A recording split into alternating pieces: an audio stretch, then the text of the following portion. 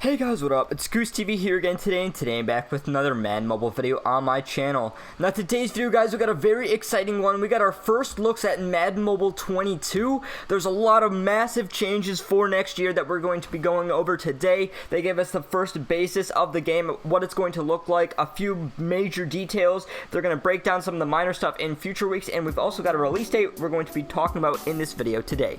If you guys are new to the channel, make sure to hit that subscribe button and turn on my post notifications so you never miss any of my videos. 70% of you guys aren't subscribed, so please hit that subscribe button if you haven't already. Let's try to get this video to 200 likes. So let's get started with the game, what it's going to look like. Here we go. So this is Madden Mobile 22. First of all, Madden Mobile 22 is coming out on August 20th. That was the date that I think a lot of people predicted. It flows well with console. We had some leaks from different sources, and it's true, it's coming out on August 20th. We do not have a current end date for Madden Mobile 21 though. We don't know if there's going to be downtime. We'll hear more about that probably pretty soon. That information might even be out by the time I upload this video or slightly after, so I will try to keep you guys updated on that, but that's what we know about that. And then another thing, Madden Cash does carry over, so that's kind of one of the things that we were questioning. Madden Cash will carry over to Madden Mobile 22. At first glance, you got some of your normal basic stuff here. Journeys, programs, training center, arena leagues, that's your main stuff. So we're going to get into some of the basic stuff of what is going to be changing. First of all, there's not going to be gems in Madden Mobile 22. There's not going to be overdrive in Madden Mobile 22. There's not going to be power in Madden Mobile 22. However, there's also not going to be an auction house in Madden Mobile 22. That's right, there is no auction house. The reasoning for them and what Nick explained is that it's going to give them a lot more leeway in creating content. For the most part, EA is going to have a little bit more control over how quick you can get players, and it's basically like a promo where you don't spend any coins and you don't spend any Madden Cash. Obviously the Madden Cash thing is there, but like in the promos right now, if you don't spend any coins, it's going to be like that. I'll be honest, I didn't use the auction house a ton this year, but it was obviously nice to be able to sell some of the cards I have. Obviously there's going to be some recycling system where you'll be able to make coins and things like that, but it's going to be a lot harder to do a lot of different things. There's not going to be an auction house to sell off your players to get more coins. You won't be able to exchange, obviously, and get different players from the auction house. There will be plenty of other ways to get these players, but the auction house is a major thing, and obviously that's going to be the major L of the day for a lot of people. It's going to obviously push a lot of people and a lot of the OG players away from the game since that has changed, and it's completely understandable. For me, I'm still going to play the game. I'm still going to check it out. I'll make my, decision after a couple months of playing the game, or even the first month or whatever. If it sucks, then it sucks, but they obviously made this change for a reason. They felt it could give them a lot more room to be able to make more content and kind of because with the promos right now, they have to worry about how quick people can get stuff and if people can get stuff on the auction house. They said it gives them more leeway. For me, it's just a negative change for the game, and a big one, obviously. The one thing that has been the driving focus of this game, obviously not recently, but at the start of the game when it first came out in Madden Mobile 15, 16, 17, it was the biggest part of the game, and now it's completely removed here in Madden Mobile 22. But with that, coin packs are going to be back. We did not get any more information on this other than the fact that they are coming back. We obviously do have coins. There will be more ways to make coins. I don't know what those are yet. Haven't been shown, haven't been told. But like I said, there is going to be coin packs, so that's exciting.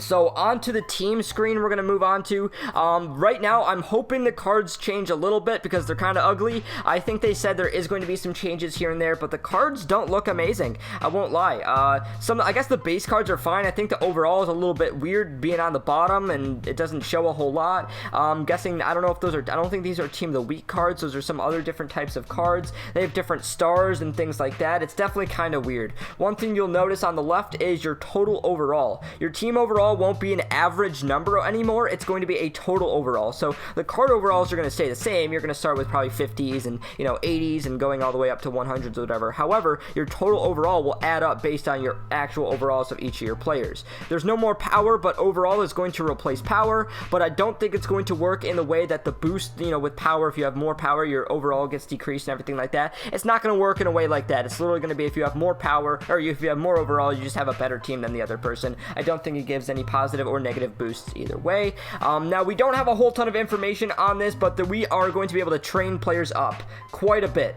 There's going to be a bunch of different ways to train players. We have a couple of the screens here. You'll be able to level them up in different ways using coins and different items as well. There's going to be shards. I don't know exactly how you get that. Obviously, you're going to be able to get those in different modes and things, but I'm not exactly sure. Each player has stars and things like that. Like I said, a lot of the stuff they didn't show us 100% of what's going on. Here's an example of a Nick Chubb who's level 5, is an uncommon color player. I don't know what type of player this is, but once again, you do need more shards. You can rank them up, upgrade specific stats within their cards, it looks like, and the stats do look to be a little bit more simplified. We see mental, rushing, receiving, pass blocking. There's a lot of different stuff going on here. So there is going to be leveling up players with training points and coins and things. So leveling up players is going to be cool, because one of the things that Nick said they want to focus on is, you're not going to be replacing your players, all the time and right away. If you want a player to be on your team for a while, you'll be able to train him up, and he will be on your team for a lot of the season, and you'll have him on a while. The turnover rate will be much slower because you're going to have better players that you can train up and keep going up that way.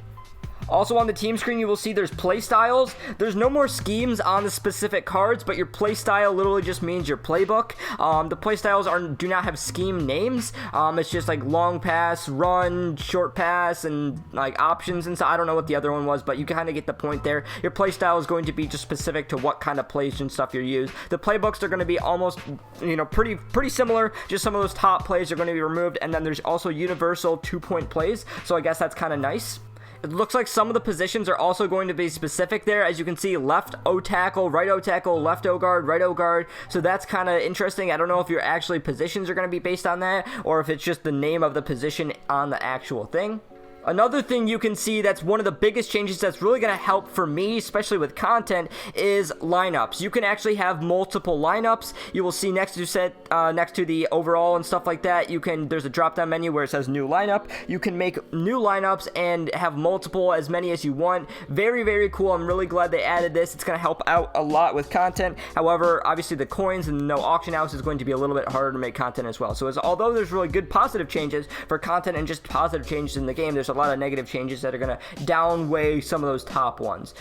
They said there's redesigned sets. We did not get a chance to look at those. Just the way they work is going to be a little bit different this year. Obviously, you're going to be able to get players from those, and it's going to work like sets, just going to work a little bit differently. So another big thing is there's going to be events. Right now there's some events where it's like, get 40 passing yards. However, there's going to be bonus objectives, maybe 4 passing touchdowns. If you get 100 yards along with it, you get extra rewards. So rather than just doing your specific event goals, some of them might have extra goals where you can earn more rewards like coins and training points and different items. So I guess that's kind of cool, because sometimes you just do your 4 touchdowns and you mess around, you do a bunch of extra stuff when you don't have to, but now you actually might get rewarded for doing some of those extra stuff in those events. Going back to that main screen, I want to look at some of these modes and kind of highlight some of them.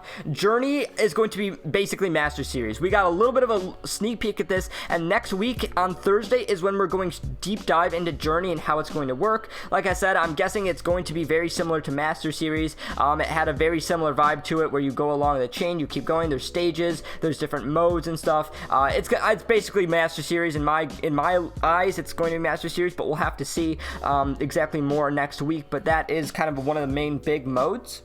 Madden today is going to be redesigned as Tour. So Nick said we're going to have to spend a lot more time in this to be able to earn players and things. But once again, we didn't get a whole ton of very specific information in this stream. Just a lot of the big things and what was changing. But Madden today is redesigned as Tour. So we'll see what that means. That's within programs. That's what that T logo is there. Training Center obviously is going to be there for training up your players, because that is obviously going to be a very big part about this year. Arena is still here, obviously, but there are going to be some changes. You're going to be playing in tournaments based on your overall, so you're not going to play against people who are much worse than you or much better than you. You are going to be playing within bracketed overall ranges, I believe, so that's actually kind of nice, I guess. You're also going to unlock Arena by playing Journey. So you do have to play Journey to actually play more of the Arena. So you have to play specific things to keep going. So you'll probably have to unlock specific stages within Journey to be able to play Arena. So I don't know if that's a good thing or a bad thing, because most of the time it's kind of boring. But I guess to be able to play the game, you got to play more. Once again, not a whole lot of details there, but that's what we have. Arena is going to be based on that, and it's going to work a little bit differently. There's going to be tournaments based on bracketed overalls. Leagues are going to work somewhat similarly, although there are going to be some changes. The max league size is still going to be 32, but however, the max league spin size when you're actually spinning for a match is 28. You can also not do just any overall. It's going to be these numbers of players you can spin with. It'll be 8, 10, 12, 14, 16, 20, 24, and 28.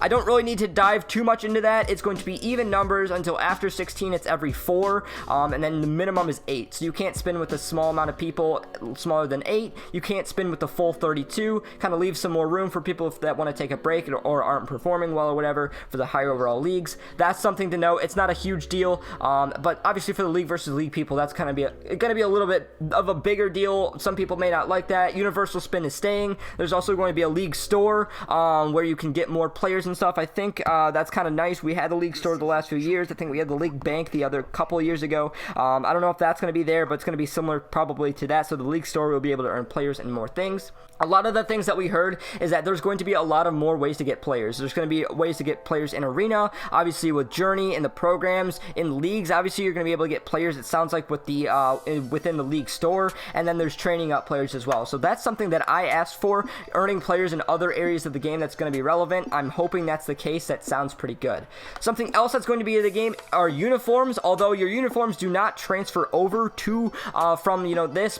However, you're going to be able to use a lot of different uniforms in Ultimate Team. Yard is not launching with Ultimate Team right away. However, they might add it later, so that's something to know. There's also no Yard as well, and no Season Score or Legacy Team, so that kind of stuff will not transfer over, unfortunately, this year. That kind of sucks. I don't know why they're not doing that. Like I said, it's beyond me, whatever. No season score legacy, so there's really not a whole lot of point to building up your team this year, especially because this game is going to be coming out in 2 weeks. So that's really all I have today. That's all we got for information. I'm going to make probably another video or two talking about this weekend, breaking down separate things. Maybe I'll probably do a video talking about the auction house and how that might affect things. Let me know if there's any specific things that you want me to talk about in other videos, because I can definitely break that down, and we'll be learning a lot more about this game over the next few weeks. Today's post notification shout out goes to Liam Clisby for the first person to comment on a video for the next video's post notification shout out. But anyways, guys, that's just about it for the video. I hope you guys did enjoy it. If you did, make sure to like it and subscribe to my channel if you haven't already. I'm the Goose TV, and I'm out. I will see you guys later.